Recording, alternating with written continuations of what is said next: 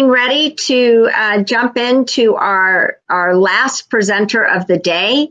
It's been an incredible day, and I'm just going to give a couple shout outs here because tomorrow, just as much as we thought that today was wonderful and Monday was, we have a fabulous day lined up tomorrow as well too. But right now, I have the pleasure of having Mia with us, who represents the STEM Education Center at WPI, and talk about, the need to engage young children. And I will just give you my takeaway from Mia is I've been to her sessions. I've loved to see the interaction and how she can get young children that we don't think they could know this kind of vocabulary and how to do this. Wow, it blows me away. So without further ado, I'm turning it over to you. Thank you so much, Kelly, and hello everyone. Very, very happy to be here. I'm going to set up my presentation, make sure that I share the audio.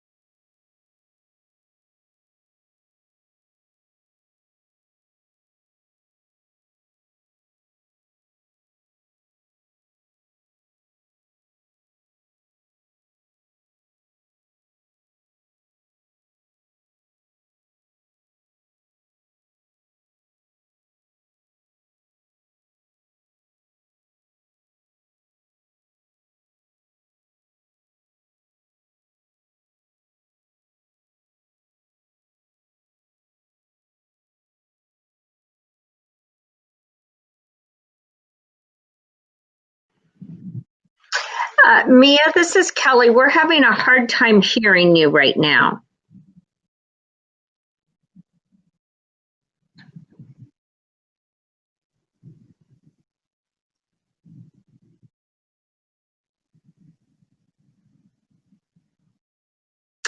Mia, I'm not sure if you can hear me or not.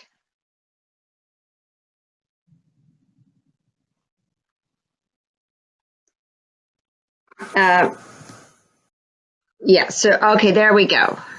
So we were unable to hear you. We can hear you now. Okay, so I stopped sharing. I see you. So you can hear me now, but you couldn't hear me before. No, we could not hear you before. My whole speech. Anything I need to do with my microphone before?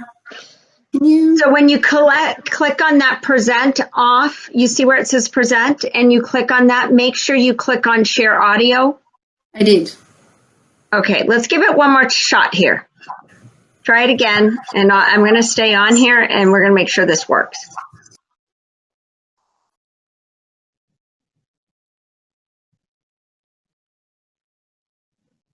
Okay, we're seeing your screen.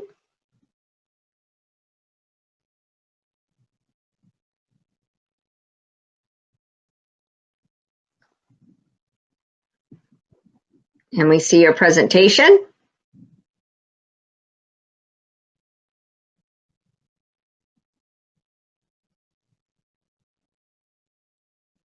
Okay, and do you want to go ahead and test your microphone and say something?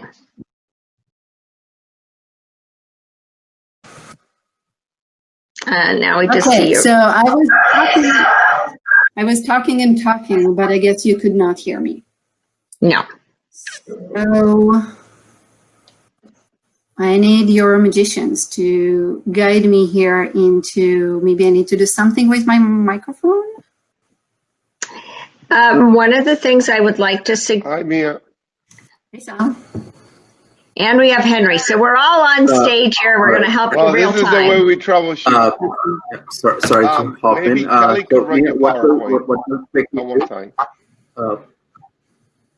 All right, Okay. Mia, what we can do here, basically, you can go ahead and not click on share audio this time, right?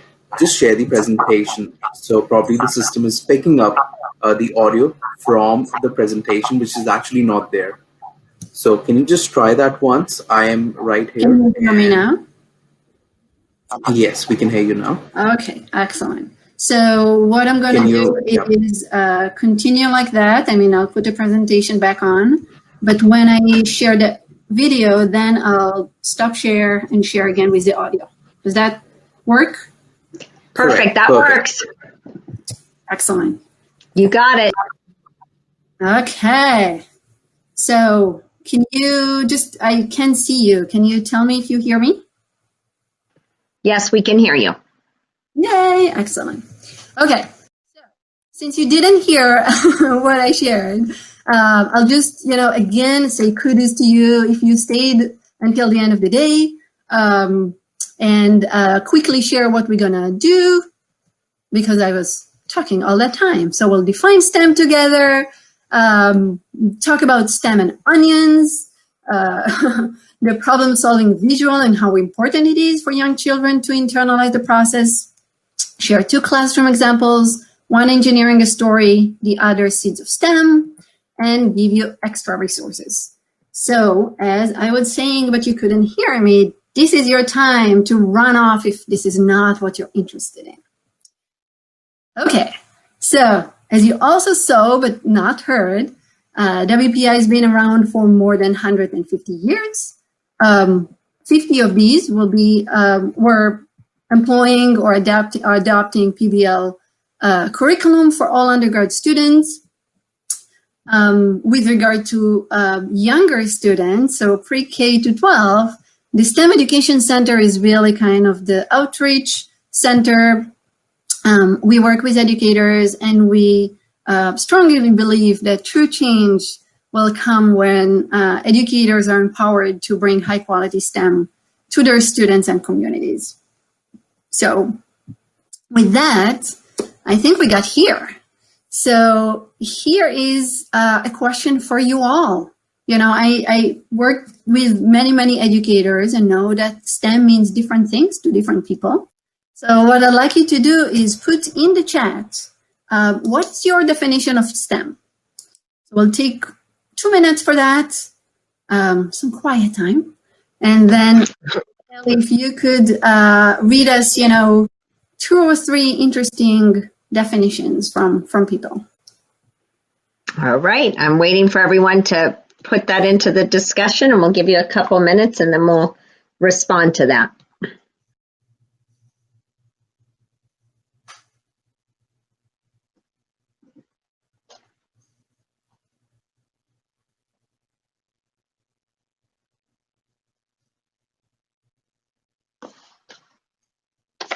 Okay, I'm going to start responding to some of these right now as people continue to type Mia, because we're getting several answers jumping in there.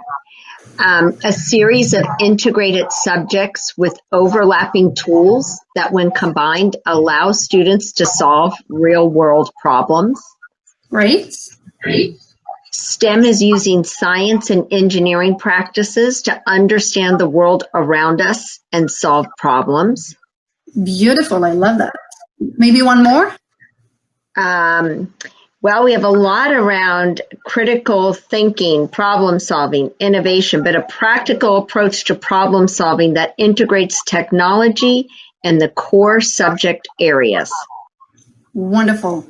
So thank you all. And this is really what we experience every time we work with educators, is that every person, STEM means different things to different people. And it's absolutely okay, because this is inherently STEM.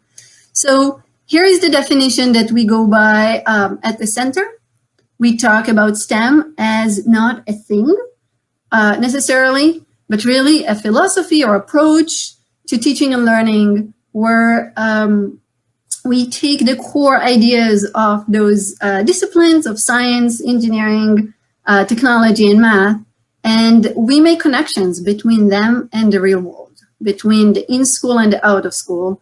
As you said, with focusing on the practices, because this is what will prepare students to be successful.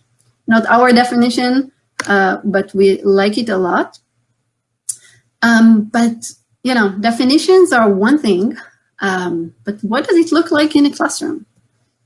So, is STEM building? Is building? If students are designing or building something, that means they're doing STEM. Is it art or planning? Is it about computers? If we don't see any digital device or screen, does it mean that we don't do STEM? Or is it about discovery through play? So here is the onion. And I'd like to propose that STEM is like an onion. Just like an onion with many layers, so is STEM. And I would argue that, the core of the onion is really problem solving. And when we say problem solving, we mean authentic problems that are open-ended and allow multiple solutions, that are meaningful to students and allow them to bring choice and voice into the problem-solving process. A few examples, if we talk about preschoolers, so dirty hands, cat stuck on a tree, no toilet paper. These are things that kids can understand and identify with if they see that, because they see that in their own environment. Next, it's about alignment with standards. And this is the really, really important element that makes the difference between, in my view, between high quality STEM and Pinterest STEM, right? One thing is to go on the internet and there are so many wonderful things, and to find something exciting and bring it back to the classroom, but it may have nothing to do with, what we actually have to teach. So instead of doing the teach, what we need and then do STEM later, aligning the problems that we ask students to solve with grade level standards, both the core ideas and the practices, will ensure that the whole STEM project will be standards aligned. The next one is connection to non-STEM subjects or disciplines. So no high quality STEM can be done without reading or writing or talking or providing feedback, as well as, in the Seeds of STEM example that I'll share later, we also incorporated some dancing and music and sings and art and songs and art and lots of books. So definitely connection to non-STEM is a key element. The next is technology integration. And this is a great point to make, that as many of you probably know, when we say technology, we don't mean necessarily digital technology, but use of tool, any tool, could be scissors or rulers or sensors or rock, if that's helpful. Really, this is the hands-on component that we bring to the project. The next one will be connection to the real world and to careers. And this is really to show students that what they do in the classroom, there is someone else that does that out there. And if they're excited about something, they could become that, they could follow their passion and become that professional later. So definitely showing these connections will be important. Next, we, especially when we talk about young children, we talk about providing experiences that are developmentally appropriate. We don't want students to get frustrated because they don't understand or they can't really use tools or they can't really solve a problem. And the last but not least is making sure that the STEM experience is culturally and responsive, as well as social emotional responsive. We want all students to see themselves as being able and successful in STEM. And while many of us look at our students and see, yes, you can be STEM professionals, maybe they don't see that, because there is a stereotype out there. And this is something that is, I'm sure, recording kind of trend in talking about STEM. There are still people who view STEM as male-dominated, maybe white male-dominated, kind of nerdy and not exciting. So why would students get excited about that? So instead, we want to make sure that the images we use, the people we bring, the videos we show, the problem really show diversity of people engaging in these tasks, in problem solving. So students could see themselves, but also could see people that don't look like them are engaging in that, really showing them that, anyone, if they so choose, could do STEM. So back to the onion. We did say that problem solving is the core. So how are we teaching young students, young children, to solve problems? It's very abstract. So what I'd like to propose is that as we work with teachers and educators and students, before we propose anything, so solving problems, meaning really helping students develop and master and transfer a set of skills. If you read through them, you will probably realize that this is the design process. This is the problem-solving process, but you also will see many of the NGSS practices kind of in there, right? These are the things that we want students to be able to do and to take with them from the classroom to real life. So how do we do that? So here is what I'd like to propose, that a visual or a poster or any kind of something visual is extremely important to help students internalize the process and use it anywhere they go. So what do I mean by that? There are many visuals out there.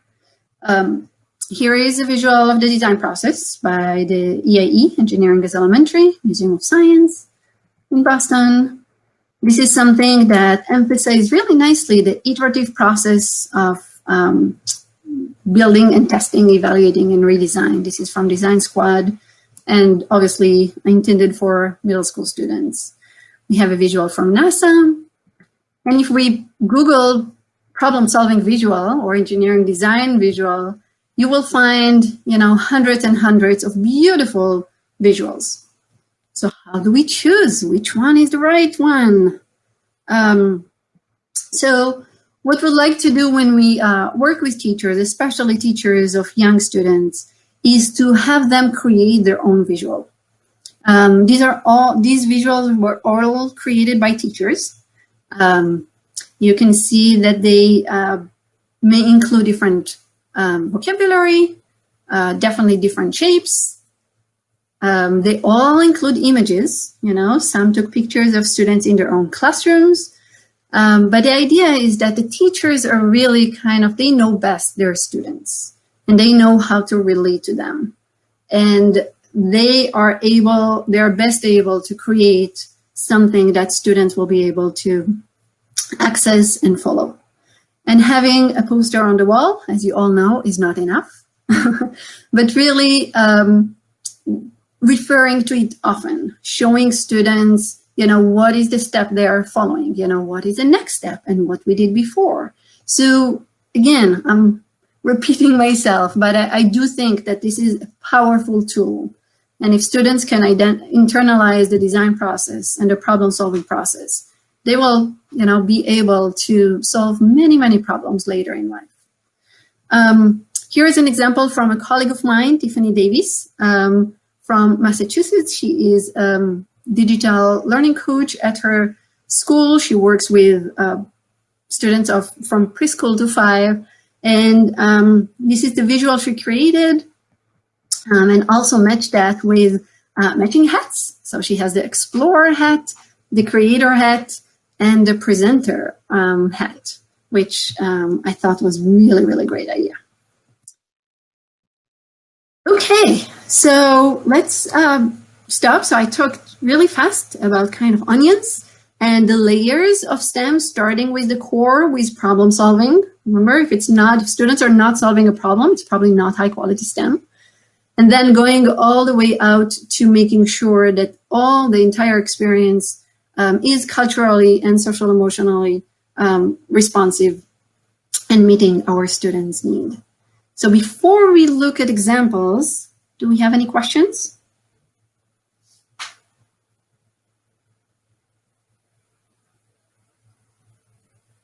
Sorry, Mia, I just had to get myself off of mute. I do pause there for a moment. No, we don't have questions right at this moment. We have a lot of people who are agreeing in terms of what you're talking about there. So, and some more comments just around defining STEM. So continue.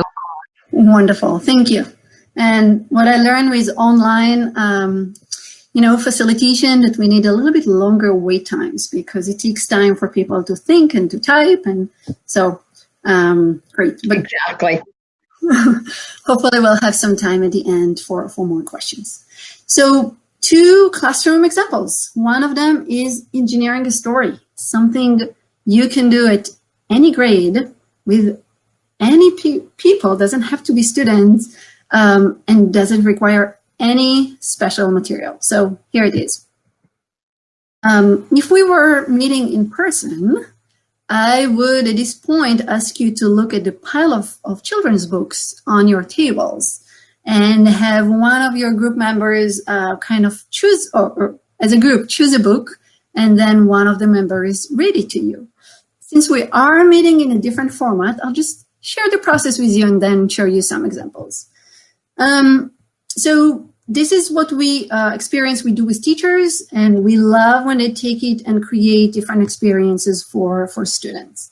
So reading a book, and again, if this is something that is part of the curriculum, part of ELA, then you're hitting, no, I don't like that metaphor, but you're meeting 2 goals, 2 targets with 1 arrow.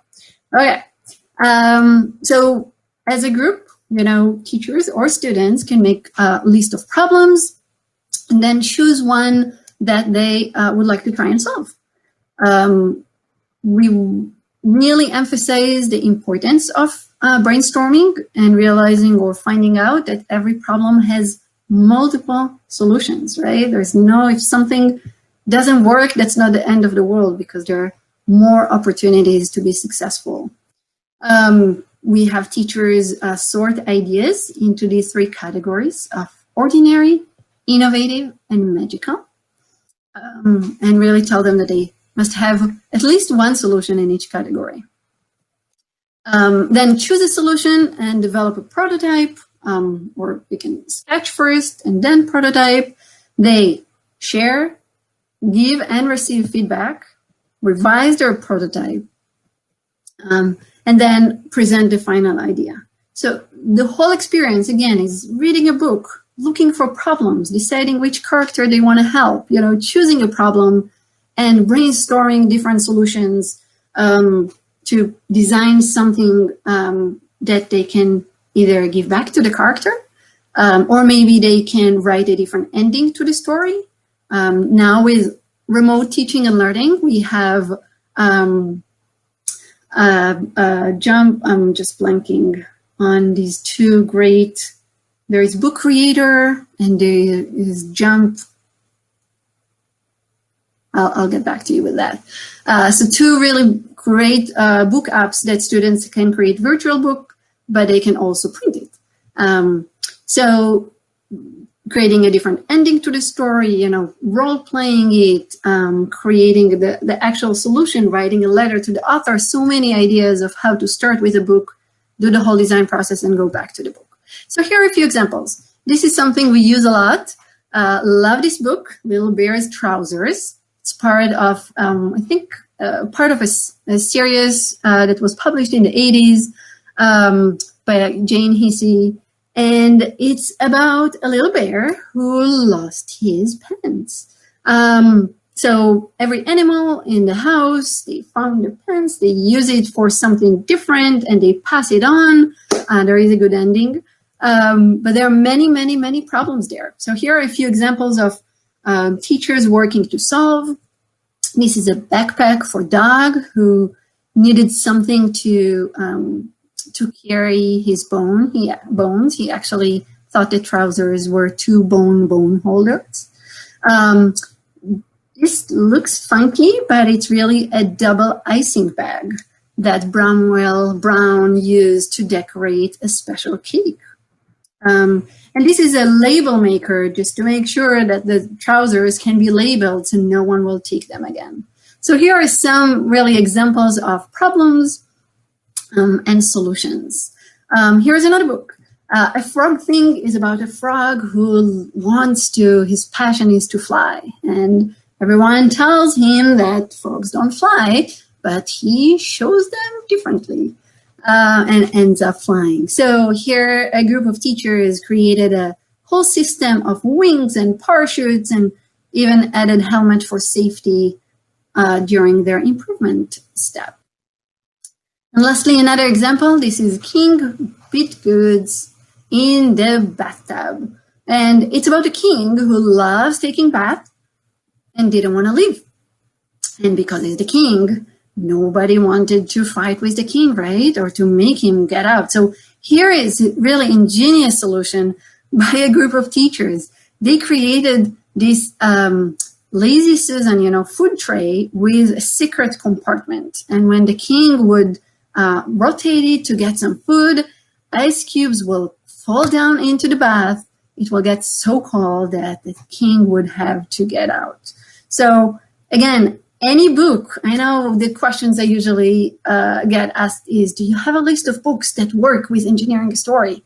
And I would say every good book has tons of problems. So really, any book that you're already teaching or your teachers are already planning to use would be a fantastic book for engineering a story. You saw that all the materials were recyclables, so you don't need to buy anything.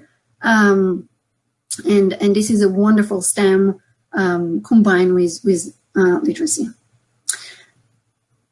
The second example I'd like to share, and again, this is really close to my heart, is Seeds of STEM. So I was lucky enough to lead the development and testing of this full year curriculum in close collaboration with Worcester Head Start Development Center, where we had some teachers who were part of the development team and other teachers who tested the curriculum in their classrooms. And if you happen to come to Worcester, Massachusetts, and you work in early childhood, I can't recommend enough asking or reaching out to Worcester Head Start and asking to come for a visit. They have STEAM rooms in every room. They have Reggio Emilia classrooms. They are really going by the problem-solving visuals. You'll find them in every room, including the gym. And their STEAM rooms are just amazing, built all by the teachers. This is the Magnificent Six. So this is the group of teachers who helped develop the curriculum. And let's hear, okay, this is the phase where I need to share again. So I will do that. I'm presenting, I'm sharing my audio because we have a video that I would like you to hear.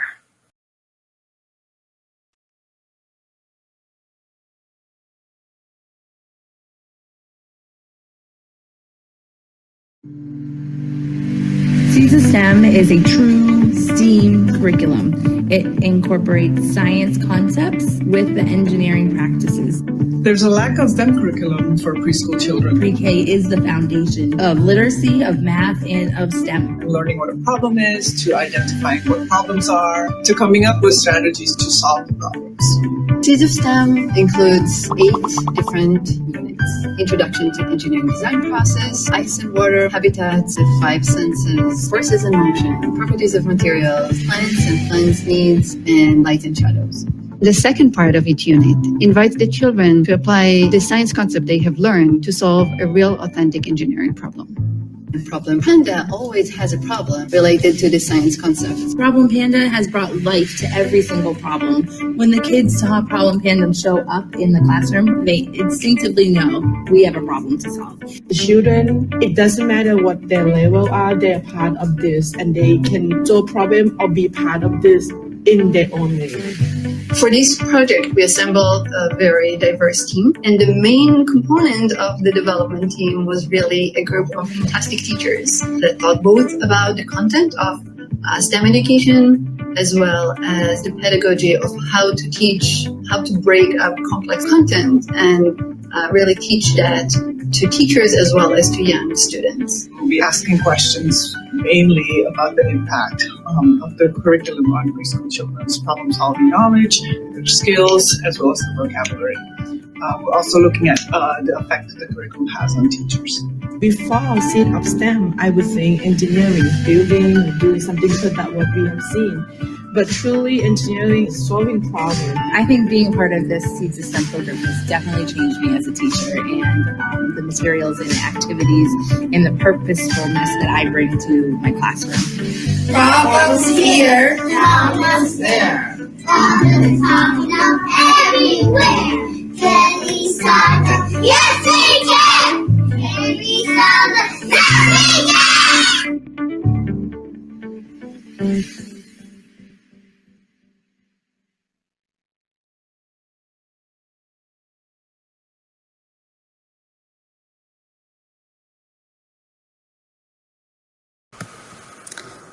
Okay, and now I'm going to Kelly, how was the sound? We can still hear you. That was great. Excellent. Okay. So just share a few points about Seeds of STEM. Was really funded by the U.S. Department of Education, and we are grateful for their support and must claim that everything I say about Seeds of STEM really represent my views and not the U.S. Department of Education. It was developed, the curriculum itself developed over 2 years, but the whole process took us, 5. So amazing team of developer teachers, very rigorous development process where 3 groups of teachers, each tried, the first developers tried it in their own classrooms, provided very detailed feedback. We revised the curriculum, gave it to a different group of teachers who tested it, provided feedback. It was revised again with a third group of teachers, and then we had a full pilot study at a very different Head Start program. So teachers really loved it. That's what we heard. It is rigorous, it is demanding, but definitely found that the teachers who taught the full curriculum enhanced their knowledge and practice and self-efficacy regarding teaching STEM to young children compared with the control group that taught only one unit. And then recently we finished the children's analysis and really saw that those kids who experienced the full curriculum enhanced their problem-solving practices as well as vocabulary. So that's very exciting. And lastly, for those of you that are familiar with the class scoring system, we also found that Seeds of STEM is positively associated with class. So it's wonderful. Similar to the onion, when we started the curriculum, we started with a STEM star. And really this framework guided our development of units.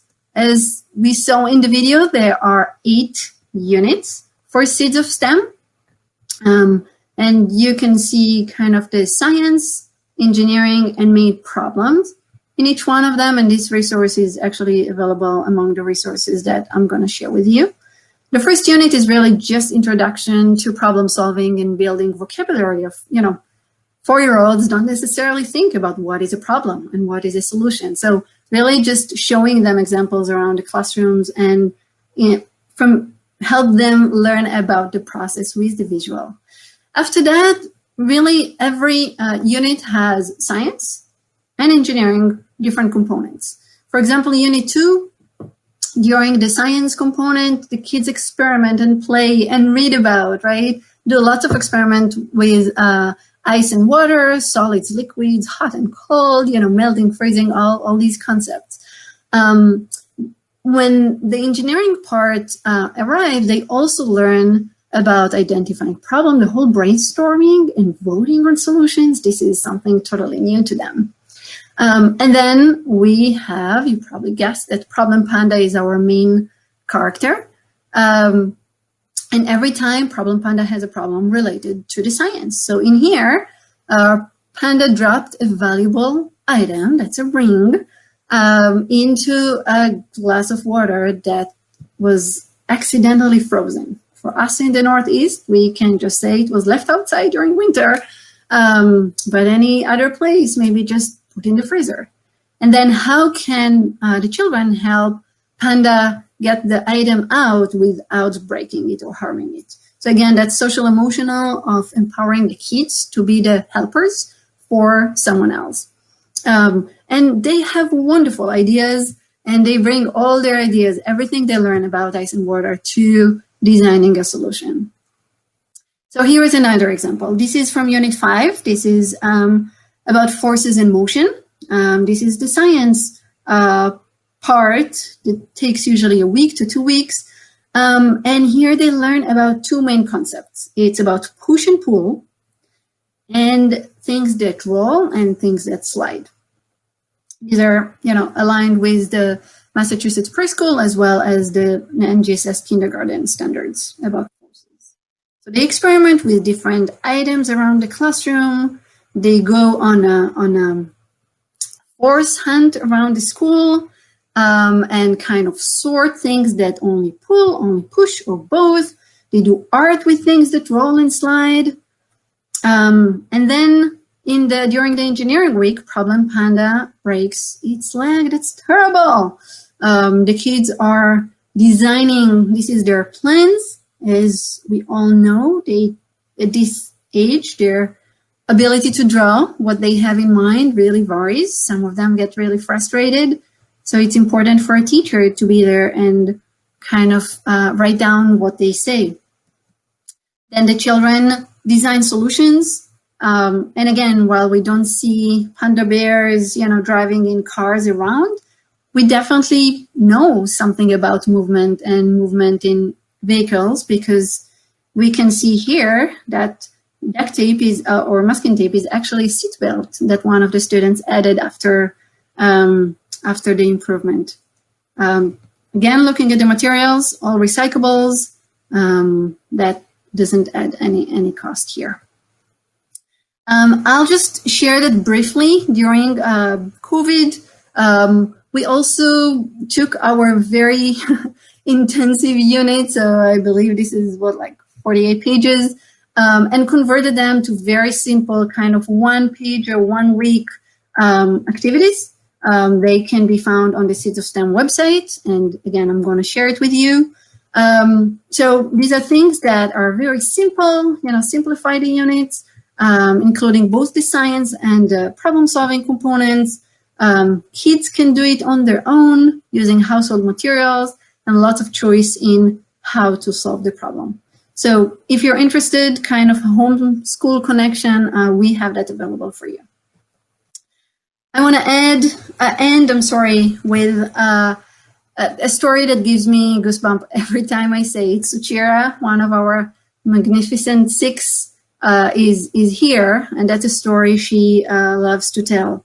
So during Unit 6, when the kids were learning about different properties of different materials, the problem was that Problem Panda wanted to send cookies to a friend on the other side of the river.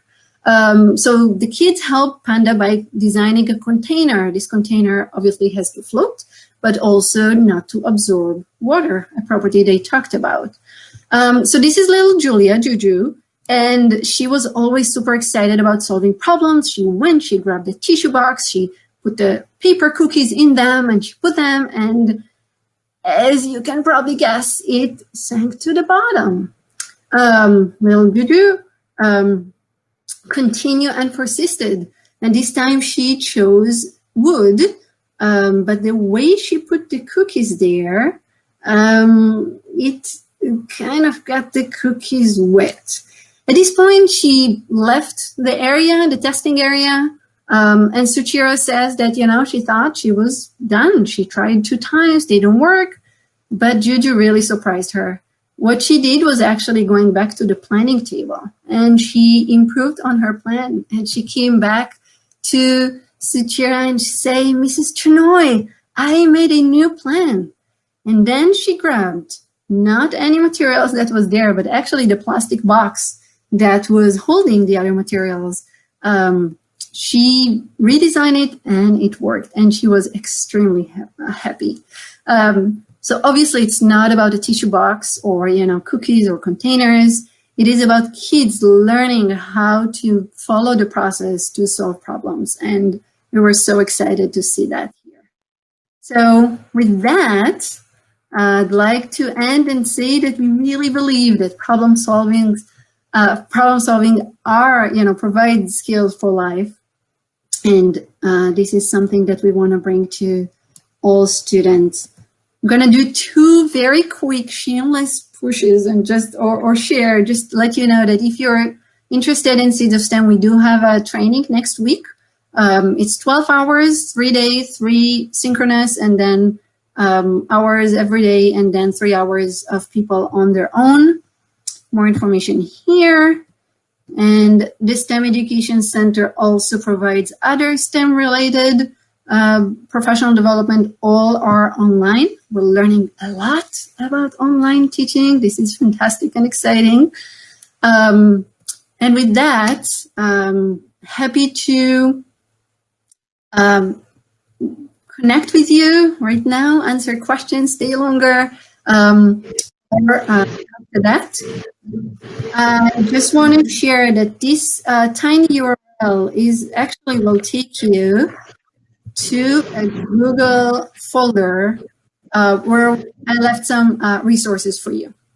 So again, the tiny URL here, and you will have access to resources. And with that, I apologize. That was great, Mia. Thank you. And seeds available for. So are the Seeds of STEM available for purchase, or does it come with the professional development? So our model is actually we know how training and professional development is important in helping teachers think about the process. So we charge for the training, but the curriculum is for free. So Great. anyone who sign up can get access to the versions of the curriculum. That's great. That's great. Well, I want to thank you. And I want to, just encourage everybody to, check out the links that Mia had shared. Trust me, we've had a lot of questions to say, can they access presentations? Can they get this information? And yes. So Mia will be sharing that, and then that way you can make sure you get the links. This is some of this early childhood work that Mia and her team is doing is amazing. And I just want to encourage everyone to continue to work with that. So thank you, Mia. Thank you. And I will put, after the session, I'm going to put my presentation in that Google folder as well, so you could access that as well. Great. And just make sure, send me the link, and I'll make sure we get this out to the participants. So thank you. Excellent. Thank you, everyone. All right. Thank you. Bye. And I